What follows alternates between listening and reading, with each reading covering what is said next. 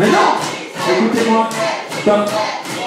Je voudrais faire. Enfin, je connais quelqu'un qui a un certain talent comique. Et je voudrais le faire monter sur scène et raconter quelques blagues. C'est Yvon. Donc, Yvon, tu viens raconter une blague pendant qu'on essaie d'arranger les 1, 2, 3 blagues. T'en connais des blagues?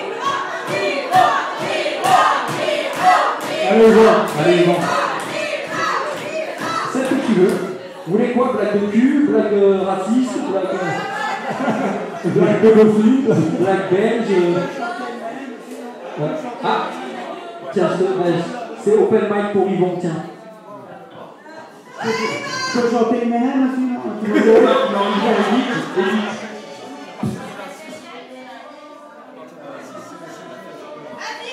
Bon, d'accord, une petite blague de perroquet alors, si ça vous manque. Alors c'est, comment dire, c'est une femme, donc elle doit acheter un perroquet. En plus, il est sérieux, il le fait en plus. C'est comme un incroyable talent, si vous n'aimez pas, vous buzzez. Sinon, je te chante. Voilà, bon, rapidement. Donc c'est une femme qui doit acheter un perroquet, elle va dans une oisellerie, non? Et puis elle voit plusieurs perroquets et tout, il y a des cacatoès, des amazones, et puis elle voit dans un coin, il y a un perroquet, mais le prix du perroquet, donc il est un petit peu moins cher que les autres et tout. Alors, bon, ça l'interroge un peu, elle va voir le vendeur, elle lui dit, mais écoutez, votre perroquet là, pourquoi il est moins cher que les autres, alors c'est exactement le même que les autres. Et il y a le vendeur qui dit, ah celui-là c'est particulier, j'hésite à le vendre, il dit beaucoup de grossièreté, dès qu'il entend un gros mot, il faut qu'il le répète. Alors il y a la dame qui dit, oh bah, c'est pas un problème pour moi, vous savez, j'ai eu 3 maris, à la maison ça marche à la baguette et tout, vendez-le-moi, il n'y a pas de problème, vendez-le-moi. Alors elle repart avec le perroquet sur le coude, elle l'installe dans la cuisine, et puis pendant 3 semaines, il y a le perroquet qui ne dit absolument rien, enfin le perroquet est complètement muet comme une carte. Voilà, bizarre pour un perroquet. Voilà. Et donc il y a le perroquet donc, qui est complètement muet. Et alors de temps en temps, donc il y a la dame qui passe devant le perroquet, elle la sticote un peu et elle lui dit, alors Coco, ton vendeur, il m'avait dit que t'étais une grande gueule, que tu disais plein de gros mots et tout, on t'entend jamais, tu dis jamais rien.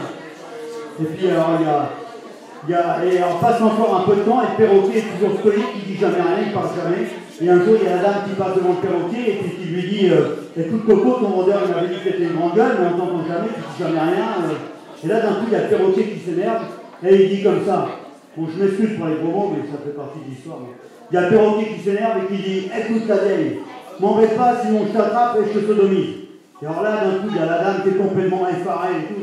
Elle fonce dans le garage, elle va prendre un pot de peinture noire, alors que le perroquet, c'est un bel Amazon couvert. Et puis elle prend le pot de peinture noire, elle le balance sur le perroquet, et donc il y a la peinture qui commence à couler sur le perroquet, sur le beau perroquet vert, il y a la peinture noire qui commence à couler.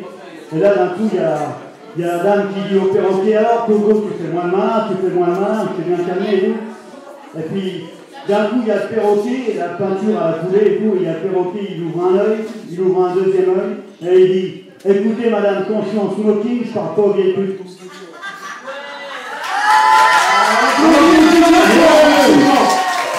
Merci, on applaudit bien fort, merci.